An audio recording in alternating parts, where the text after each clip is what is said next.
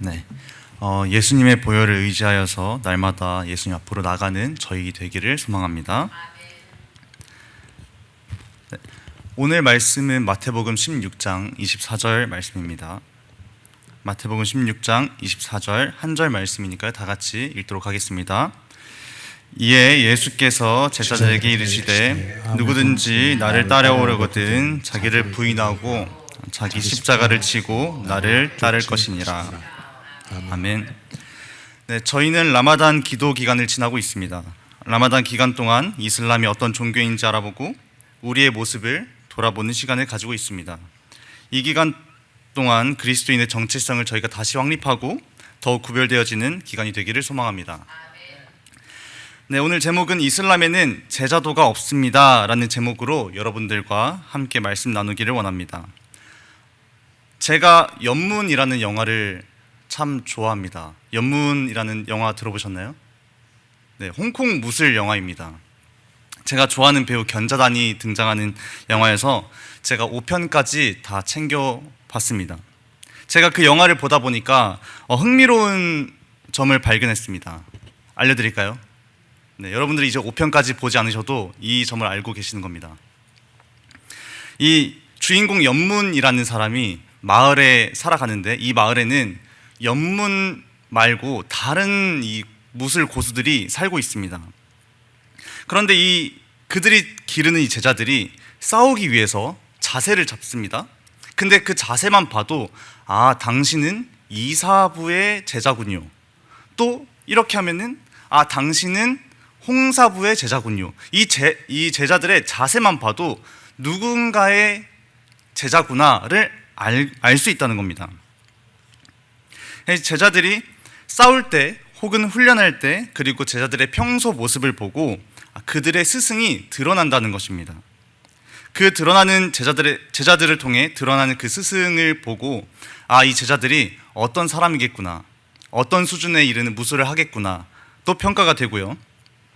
그리고 그 드러나는 모습을 통해 스승도 평가되기 시작합니다. 그리고 더 중요한 것은 그 제자들의 모습을 좋게 보는 사람들이 이 제자들의 속해 있는 문파로 등록하기 시작합니다. 저희 교회로 따지자면 전도가 되는 것이죠. 만약에 이사부가 가르치는 제자들이 이 무술 자세나 평소 행실들이 홍사부의 것이 나온다, 이러면 어떻게 되겠습니까? 만약에 이 제자들의 모습이 무술인의 모습이 아니라 뒷골목에서 이 양아치, 혹시 깡패들의 모습을 띄운다면 어떤 일이 일어나겠습니까? 아마 그 이사부의 제자여도 더 이상 사람들이 그 제자들을 이사부의 제자로 보지 않을 겁니다. 만약 이사부의 제자인 것을 알게 되더라도 더 이상 그를 이 사람은 이사부의 문파에 속한 사람이 아니다 라고 평가할 것입니다. 그리고 이렇게 말할 것입니다. 이 사람은 문파, 정파가 아니라 사파다 라고 말할 것입니다. 제자들에 있어서 이 스승의 가르침은 정말 중요합니다. 그리고 이 제자들은 스승의 가르침을 따르는 것이 정말 중요하다는 것이죠. 스승의 가르침인 이 제자도를 알지 못하면은 더 이상 제자일 수가 없습니다. 마찬가지로 우리 그리스도인들에게도 똑같이 적용이 되고 있다고 생각합니다. 그리스도인은 어떤 사람입니까?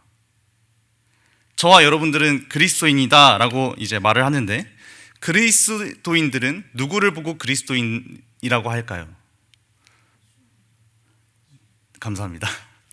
네, 예수 그리스도를 주인으로 시인하고 예수님이 가르치신 것을 따르는 사람들을 제자, 그리스도인이라고 합니다. 아멘? 네, 성경에 그리스도인이라는 단어가 딱 3번 등장합니다.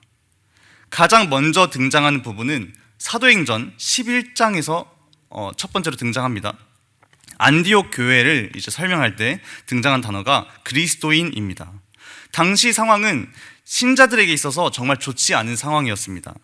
사도행전 11장 19절을 읽어보면요, 스데반의 일로 베니게와 구브로 그리고 안디옥까지 이르러서 유대인들에게 말씀을 전한다. 근데 어떤 일 때문에요? 스데반의 일로 일어난 환난 때문에 이 베니게와 구브로 안디옥까지 흩어지게 된 것입니다. 스데반의 일로 일어난 환난, 이 환난의 중심엔 누가 서 있습니까? 사도행전 8장 1절을 읽어보면 이 환란의 중심에 누가 서 있는지 알 수 있습니다. 읽어보면 사울이 그의 죽음을 당함을 마땅히 여기더라. 그날에 예루살렘에 있는 교회에 큰 핍박이 나서 사도 외에는 다 유대와 사마리아 모든 땅으로 흩어지니라. 스데반의 일로 일어난 환란, 그 중심에는 사울이 서 있는 것을 저희가 알 수 있습니다. 사울이 스데반이 돌에 맞아 죽는 일에 증인이 되어 주었고, 그날에 예루살렘에 있는 신자들이 다 흩어지게 된 것입니다. 그 흩어진 자들이 베니게와 구브로와 안디옥까지 도망가게 되었고, 그 땅에서 모여 말씀을 전하고 있었던 것입니다. 그런데 어느 날 이 흩어져 가지고 겨우겨우 안디옥에서 교회를 세웠습니다. 이 교회를 이루어서 열심히 말씀을 전하고 있는데 바나바라는 사람이 한 사도를 데리고 오는 겁니다. 그 사람이 누굽니까? 사울입니다. 신자들을 예루살렘에서 안디옥까지 도망가게 만들었던 그 장본인, 그 사울이 바나바와 함께 온 것입니다. 이 성도들의 입장에서 어떤 기분이 들었을까요? 상상도 못할 감정들이 정말 소용돌이 쳤을 거라 생각합니다. 그러나 바나바와 사울이 그 교회에서 1년 동안 가르쳤다라고 합니다. 사도행전 11장 26절입니다. 1년 동안 가르쳤을 때에 제자들이 비로소 그리스도인이라 일컬음을 받게 되었다라고 성경은 말하고 있습니다. 저희는 이 말씀을 읽을 때 알 수 있는 것이 있습니다. 그리스도인이라는 이 단어, 예수를 따르는 제자들끼리 서로 붙여준 칭호가 아닙니다. 이 칭호는 믿지 않는 사람들이, 교회 밖의 사람들이 안디옥 교회 사람들의 모습을 보고 그들을 그리스도인이라 불렀다는 사실입니다. 이 그리스도인이라는 단어의 원어를 보면요, 크리스티아노스라고 합니다. 이 크리스티아노스의 원어 뜻은 작은 예수, 예수 안에 속한 자라는 의미를 가졌다고 합니다. 안디옥 교회가 사울을 용서하고 서로 사랑하고 하나가 되어 말씀을 전하는 그 모습을 보고서 세상 사람들이 이렇게 말하는 겁니다. 저들이 바로 예수의 제자가 아닌가, 저들이 바로 작은 예수다라고 말했다는 것입니다. 이후에 안디옥 교회는 전도하는 교회, 선교의 중심지가 되어집니다. 이것이 저희가 말하고 있는 그리스도인이란 단어, 그 단어가 가지고 있는 깊은 의미와 기원입니다. 언제 우리는 그리스도인, 작은 예수, 예수의 제자들이라 불릴 수 있겠습니까? 바로 예수님이 가르치신 제자도를 우리의 삶으로 살아낼 때에 우리는 제자로 불려질 수 있는 겁니다. 만약 우리가 예수님의 가르침대로 살지 않는다면 우리는 예수의 제자로 살아갈 수가 없습니다. 예수님의 가르침대로 우리가 살지 않는다면 다른 이들에게 예수님을 전해줄 수가 없게 되는 것입니다. 제가 이슬람에 대해서 설교를 해야 돼서 이슬람에 대해서 공부를 했습니다. 이슬람에 대해서 공부를 하다 보니까 알게 된 사실이 있습니다. 이슬람에 이 없는 개념이 무엇일까 생각해 보니까 이슬람에게는 있으면서도 없는 개념이 제자도라는 개념이었습니다. 더 정확히 말하면 사라진 개념 중에 하나가 바로 제자도였습니다. 그럴 일이 없겠지만 누군가가 무슬림이 되신다면 그 무슬림이 꼭 따라야 되는 법이 있습니다. 바로 샤리아라는 법이 있습니다. 이 샤리아가 무엇이냐면 무슬림 학자들이 쿠란으로는 이 무슬림의 삶의 모든 영역들을 관장하고 구속할 수 없다라고 느껴서 이 무슬림 학자들이 모하메드가 알라를 통해 받은 이 쿠란, 그리고 모하메드가 살아생전에 했던 말들, 행했던 행동들, 그리고 신앙적 승인과 침묵, 그리고 이 사람이 어땠는가, 인품에 대해서 기록한 것을 순나라고 하는데, 이 쿠란과 순나를 근거로 해서 법을 만듭니다. 이 법이 바로 샤리아입니다. 쿠란과 모하메드의 살아생전에 행동했었던 말과 행동들, 그리고 인품을 근거로 해서 만든 법이 샤리아입니다. 놀라운 것은 저희가 살고 있는 이 세계에는 많은 법체계가 있습니다. 그 중에 세계 3대 법체계를 뽑으라고 하면은 하나는 대륙법, 저희 대한민국이 따르고 있는 법체계가 대륙법입니다. 다른 하나는 영미법, 미국이 따르고 있는 법체계가 영미법입니다. 그리고 또 하나가 있습니다. 바로 이슬람법인 샤리아법이 세계 3대 법 중에 하나입니다. 독특하게도 무슬림이 성서라고 하는 이 쿠란, 그리고 한 인물의 생애를 적은 책을 근거로 해서 편찬한 법이 세계 3대 법 중에 하나라고 불리고 있다는 사실입니다. 쿠란의 기원을 보면은 모하메드가 직접 기록한 것이 아닙니다. 그의 생애를 함께했던 제자들, 사하바라고 불리는 이 제자들이 적었고, 모하메드가 죽은 지 163년이나 지난 후에야 이 쿠란이 완성됐다고 합니다.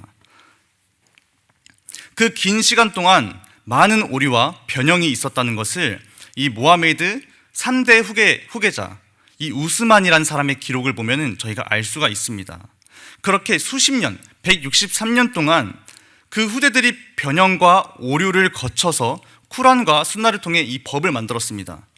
그런데 그 오류와 많은 변형이 있었던 것이 이 법이 되어서 최고의 법체계다라고 믿고 따르는 국가들이 있다는 것입니다. 여기서 많은 문제가 생겨나기 시작합니다. 쿠란과 순나의 가르침과 이들이 편찬한 법, 샤리아가 충돌하기 시작하는 것입니다. 예를 들어서 쿠란 2장 256절에는 종교에는 강요가 없다라고 말하고 있습니다. 그러나 이들이 편찬한 법, 샤리아 법은 개종하면 사형하라 라고 말하고 있습니다. 근본주의 이슬람에는 이슬람을 비판하기만 해도 거룩한 전쟁, 성전이다, 지하드로 인정해서 국가적이고 그리고 개인적인 처벌과 보복을 보장합니다. 또 있습니다. 쿠란은 정의와 자비, 공정성과 관용으로 범죄를 처벌하라 라고 가르치고 있습니다. 그러나 샤리아 법은 후두드라는 형벌 규정에 따라서 간음에는 태형, 절도에는 손을 절단하고 강도 행위는 사지절단 혹은 최고형은 사형입니다. 누군가는 엄중한 처벌이다 라고 인정은 할 수 있겠지만 문제가 되는 것은 여성들에 대한 법입니다. 여성이 성범죄를 당하게 되면 최소 남자 무슬림 4명이서 증언을 해줘야 고소를 할 수 있습니다. 그런데 이 무슬림 남자 4명이 증언을 해줄 것 같습니까? 안 해줍니다. 여성에게는, 이 무슬림 안에서는 여성에게는 인권이 없습니다. 오히려 신고 후에 4명의 증인을 확보하지 못해서 무고죄로 태형 80대에 처하게 된 상황이 많다고 합니다. 그래서 여성이 성범죄를 당하게 되더라도 고소하지 않고 성범죄를 당해도 피해자의 목소리는 묵살되게 됩니다. 마지막으로는 쿠란 60장 8절에서는 비무슬림에게는 선행과 공정으로 대하라, 선행과 공정을 권장합니다.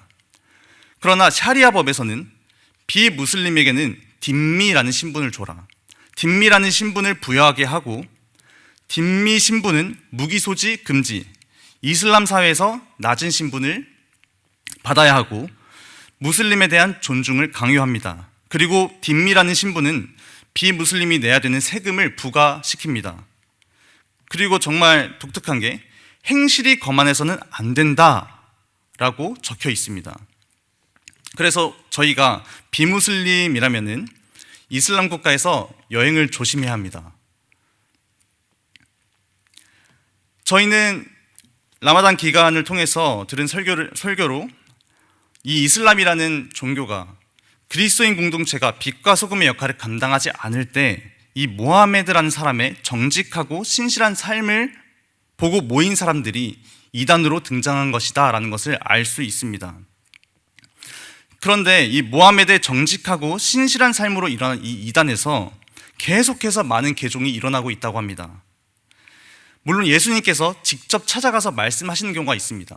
그 개종 이유 외에도 많은 개종의 이유 중에 하나가 이슬람에 속았다 하고 나오는 자들이 많다고 합니다. 처음에는 평화의 종교인 줄 알았다, 선행과 공정, 자비와 사랑의 종교인 줄 알았다 하고 입교하게 되는 겁니다. 그런데 막상 들어가 보니까 아니라는 겁니다. 이들은 더 이상 모하메드의 가르침, 쿠란, 순나의 가르침과는 전혀 다른 삶의 양식을 가지고 있고 더 이상 쿠란과 순나의 가르침대로 살지 않는다는 것입니다. 더 이상 이슬람에는 모하메드의 제자도가 없다는 것입니다. 그저 이슬람은 제자도를 버리고 필요에 의해 정치와 종교를 일치한 어느 이념으로 본다는 것입니다. 저는 이슬람에서 개종하는 사람들의 인터뷰를 많이 찾아봤습니다. 이슬람에서 개종하는 사람들의 인터뷰를 많이 들어보니까 저 스스로가 조금 깨닫는 사실이 있었습니다. 이 개종은 이슬람에서 개신교로 개종도 있지만 개신교에서 타종교로 가는 개종도 존재한다라는 것을 깨닫게 되었습니다. 우리가 예수님의 가르침대로 살지 않았을 때 사람들은 떠납니다. 결국은 우리의 삶이 예수님의 제자도를 잃을 때 우리는 무슬림과 다를 바가 없고 무슬림이 처해진 상황과 다를 바가 없습니다. 우리는 오늘 본문으로 예수님의 제자도를 알 수 있습니다. 누구든지 나를 따라오려거든 자기를 부인하고 자기 십자가를 지고 나를 따를 것이라. 우리는 예수님을 알고 있어도 모든 말씀을 이 제자도로 따르지 않고 내 필요에 의해서 혹은 내 뜻에 의해서 삶에 적용하고 있다면 우리는 무슬림과 다를 바가 없습니다. 우리는 이 제자도를 따르며 예수님의 가르치심, 하나님의 말씀을 우리 삶으로 살아내는 것입니다. 안디옥 교회가 그러했습니다. 도저히 용서할 수 없는 사람을 용서했고 도저히 사랑할 수 없는 사람을 사랑했기 때문에 안디옥 교회에 부흥이 있었습니다. 안디옥 교회가 예수님의 제자도를 따랐기 때문에 선교의 중심지의 역할을 감당할 수 있었습니다. 만약 안디옥 교회가 예수님의 제자도를 따르지 않았더라면 어떻게 됐을까요?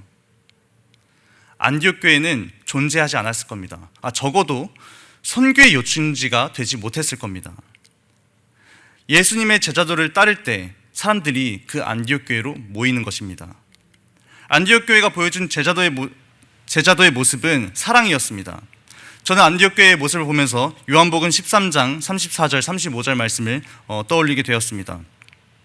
새 계명을 너희에게 주노니 서로 사랑하라. 내가 너희를 사랑한 것 같이 너희도 서로 사랑해라. 너희가 서로 사랑하면 모든 사람이 너희가 내 제자인 줄 알리라. 아멘. 제자도를 기억하고 사울의 허물을 대신 져주는 겁니다. 나의 생각을 내려놓고 예수님이 보이신 사랑으로 사랑해 주는 겁니다. 안디옥 교회에게는 바울을 품고 사랑해 주는 것이 십자가의 자리였고 예수님의 모습이었습니다. 그것을 지켜본 사람들은 어떻게 생각했겠습니까? 내가 저기 가도 사랑을 받는다 였을 겁니다. 그 공동체에 가고 싶어지는 겁니다. 왜일까요? 말로만 듣던 정말 풍부한 사랑의 예수님의 모습이 그 교회를 통해서 보여진다는 것입니다. 이것이 예수님의 제자도입니다. 제자도는 단순한 행위만을 말하는 것이 아니었습니다. 예수님이 우리의 삶을 통해 드러나게 되는 통로였습니다. 예수님을 닮아가는 삶으로 세상의 빛과 소금이 되어서 사람들이 하나님께 나갈 수 있게 하는 제자가 되기를 소망합니다. 저와 여러분들의 모습에서 예수 그리스도가 드러나기를 간절히 소망합니다. 제가 기도하고 마치겠습니다. 기도하시겠습니다. 사랑이신 하나님 아버지, 주님의 은혜 안에서 말씀 나눌 수 있었습니다. 주님께서 가르치신 제자도를 따르는 모습으로 우리가 이슬람과 구별이 된다는 것을 알게 되었습니다. 우리가 주님의 제자도를 따라 살아갈 때에 비로소 세상의 빛과 소금이 됨을 믿습니다. 우리가 세상의 빛과 소금의 역할을 감당할 때에 세상 사람들이 주님께 나올 수 있도록 허락하여 주시옵소서. 주님, 바라기로는 저희가 주님의 제자로서 살아갈 수 있도록 은혜 허락하여 주시옵소서. 날마다 나를 부인하고 십자가를 지겠다 소원하지만 저에게는 그럴 힘이 없습니다. 마음으로 제자도를 따르겠다 소원을 품는 자들마다 성령 하나님께서 붙들어 주시고 성령님 의지하여서 예수님처럼 사랑하는 제자들 되도록 허락하여 주시옵소서. 감사합니다. 사랑합니다. 예수 그리스도 이름으로 기도드렸습니다. 아멘.